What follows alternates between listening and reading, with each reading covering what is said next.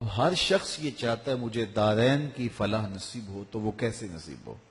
ارشاد فرمایا قد افلح المؤمنون، بے شک فلاح انہوں نے پائی جو اہل ایمان ہیں۔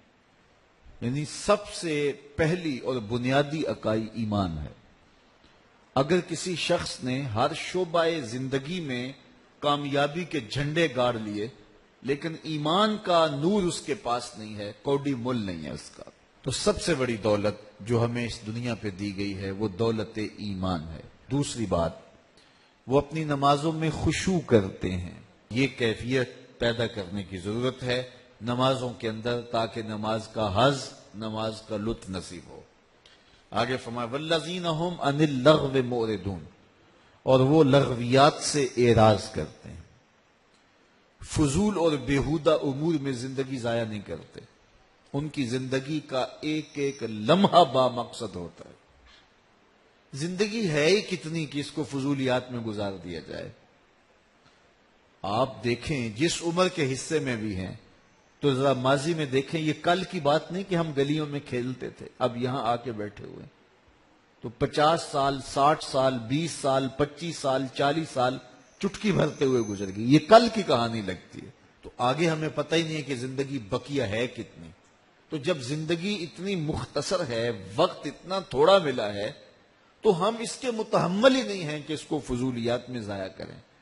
اپنی زندگی کو قابو میں رکھو، زندگی کو کنٹرول میں رکھو، اور بے مقصد ایک لمحہ بھی گزرنے نہ پائے۔ ادارت المصطفیٰ کی کامیابیوں کا ایک راز یہ بھی ہے کہ ہم نے وقت کی پابندی کا کلچر متعارف کروایا ہے۔ ہمارے جلسے 1.5 گھنٹے سے 2 گھنٹے سے زائد نہیں ہوتے ہیں، بڑی کانفرنس جو وہ بھی 3 گھنٹے سے زائد نہیں ہوتی ہیں۔ جو ہم ٹائم دیتے ہیں آغاز کا اور اختتام کا، اس کے مطابق ہم شروع کرتے ہیں۔ مختلف شعبہ حیات میں مصروف ترین لوگ بھی ہمارے اجتماعات میں آنے سے ہچکچاتے نہیں ہیں۔ انہیں پتہ ہے کہ جو وقت دیا ہے اس کے مطابق ہی ہم واپس آ جائیں گے، یہ نہیں کہ جا کے وہاں پھنس ہی جائیں گے۔ تو ہم اس لیے بہت ساری چیزیں اسٹیٹ سیکرٹری کو نکال دیا کہ بس ٹھیک ہے، آپ اگر کوئی 15 منٹ روزانہ میرا تعارف کرواتا ہے کہ اب آپ کے سامنے حضرت علامہ مولانا مفتی صاحب آ رہے ہیں، تو آپ تو سارے مجھے جانتے ہیں، تو اس کی ضرورت باقی نہیں رہتی۔ یہ صرف میرے نفس کی تسکین ہے جو روز پوری ہوتی ہے۔ تو میں نے کہا اس کو نکالو۔ اس طرح بعض لوگ بڑے ناراض ہو گئے کہ شاید یہ نعروں کے خلاف ہے۔ نعروں کے خلاف تو نہیں ہوں میں، لیکن ظاہر ایک سنجیدہ اور متین ماحول میں ایک بات ہونی ہے، تو ٹھیک ہے آپ جو ہے وہ شروع کریں اور بات ختم کریں۔ کچھ اجتماعات ہوتے ہیں جس میں تقاضا ہوتا ہے نعروں کا، تو وہاں جو ہے وہ آپ ضرور لگا لیجئے، اور جہاں موقع ہوتا ہے ہم خود بھی لگاتے ہیں۔ اسی طرح ہم نے جو ہے وہ خطابات لمبے کرنے، اس سے جو ہے وہ گریز کیا، اور یہ حکمت بھی ہے۔ حضرت جابر بن سمرہ فرماتے ہیں کہ میں حضور کے پیچھے نماز بھی پڑھتا تھا اور خطبہ بھی سنتا تھا۔ حضور کی نماز بھی زیادہ لمبی نہیں ہوتی تھی، حضور کا خطبہ بھی زیادہ لمبا نہیں ہوتا تھا۔ اور اگر بچے ہوتے ماؤں کے ساتھ آئے ہوتے اور آقا کریم نماز پڑھا رہے ہوتے تو وہ بھی مختصر، لیکن بچے رونے لگ جاتے تو ماؤں کا دل بے چین ہو جاتا، تو حضور قرات کو اور مختصر کر دیتے۔ بتائیے حضور قرات کر رہے ہوں تو اس سے خوبصورت قرآن کون پڑھتا ہو؟ لیکن میں اس لیے تقریر لمبی کر دیتا ہوں کہ ٹھیک ہے اب لوگ مجبور ہو کے بیٹھے، یہ تو کوئی حکمت نہیں ہے، یہ تو کوئی دانائی نہیں ہے۔ میں آپ سے ایک سادہ سا سوال کرتا ہوں، ظہر کی نماز زیادہ اہم ہے یا جمعے کی نماز زیادہ اہم ہے؟ تو آپ سب کہیں گے کہ جمعہ زیادہ اہم ہے۔ تو ظہر کی 4 رکھتے ہیں فرض اور جمعے کی 2 رکھتے ہیں، تو جو زیادہ اہم ہے اس کی رکھتے ہیں 2 کیوں کم کر دی گئی؟ چونکہ ساتھ خطبہ شامل ہو گیا تھا، 2 رکھتے کم کر دی گئی۔ تو وقت کی قدر کیجئے، وقت کی اہمیت کو سمجھیے، اور لوگوں کے خیالات کا، جذبات کا اور لوگوں کے مزاج کا ضرور خیال رکھیے۔ اور اگر کوئی یہ خیال نہیں رکھتا وہ دین کی حکمت سے ہی نہ آشنا ہے، دین کی حکمت سے ہی جو ہے وہ آگاہ نہیں ہے۔ تو فرمایا اگلی بات والذین هم للزکاۃ فاعلون، اور وہ زکوٰۃ دینے کے عمل کو ادا کرتے ہیں۔ زکوٰۃ کوئی مال کا بہت حصہ نہیں ہے کہ جس کو نکالنا پڑتا ہے، یہ 40واں حصہ ہے۔ تو 40واں حصہ اللہ کی راہ میں دینے سے مال پاک ہو جاتا ہے۔ تو اپنے اموال کی زکوٰۃ دے کر کے اپنے مال کو پاک کیجئے اور نفلی صدقہ جات بھی ادا کیجئے۔ دل کی جو بیماریاں ہیں وہ ہے حسد، حقد، بغض، کینہ، نفرت۔ یہ دل کی بیماریاں ہیں، اور دماغ کی بیماریاں ہیں غرور، تکبر، تفوق، اور جو ہے وہ ریا۔ یہ بڑی باریک بیماریاں ہیں، اور اللہ معاف کرے ہم میں سے کثرت کے ساتھ لوگ ان بیماریوں کا شکار ہوتے رہتے ہیں۔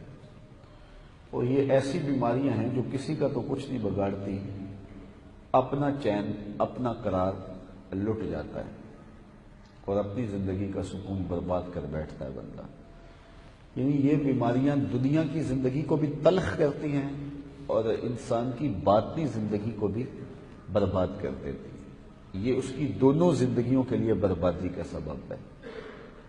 اللہ نے آپ کو عزت دی ہے، تو اگر میں اس سے حسد کرنے لگ جاؤں گا تو کیا میرے دل کا وہ حسد یا آپ سے بغض آپ کی عزت کو، آپ کی دولت کو، آپ کی شہرت کو چھین لے گا؟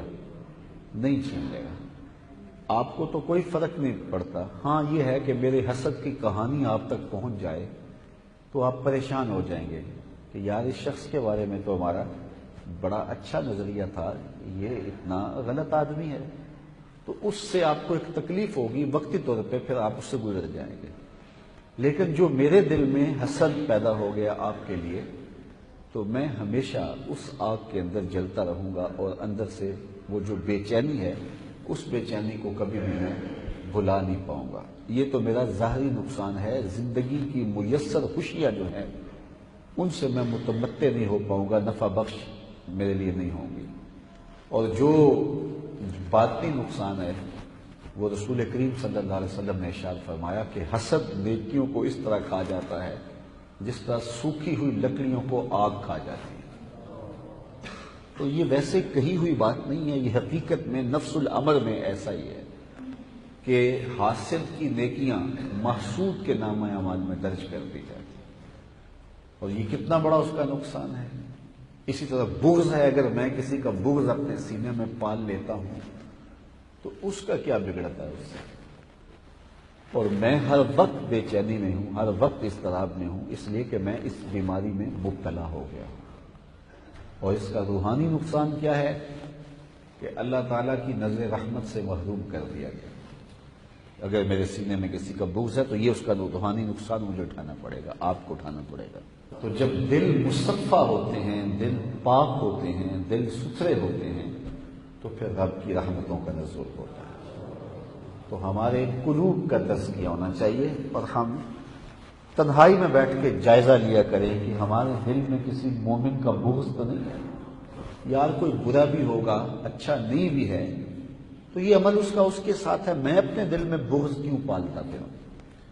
تو ہم اپنے دل کا جائزہ لیں، اپنے دل پہ غور کریں، اپنے دل پہ تدبر کریں۔ حضرت بایزید بستامی علیہ رحمہ فرماتے ہیں میں 10 سال تک دل کے دروازے پہ بیٹھا رہا اور میں نے اپنے دل میں غلط بات نہیں جانے دی۔ کہا پھر 10 سال میرے دل نے میرا خیال رکھا، اور کہا اب 20 سال ہو گئے ہیں، دل کو میری خبر نہیں، مجھے دل کی خبر نہیں، وہ اپنے کام میں لگا ہے، میں اپنے کام میں لگا ہوں۔ تو قد افلح من تزکا، کامیاب وہ ہوا جس نے اپنے من کو ستھرا کیا، اپنے باطن کو روشن کر لیا۔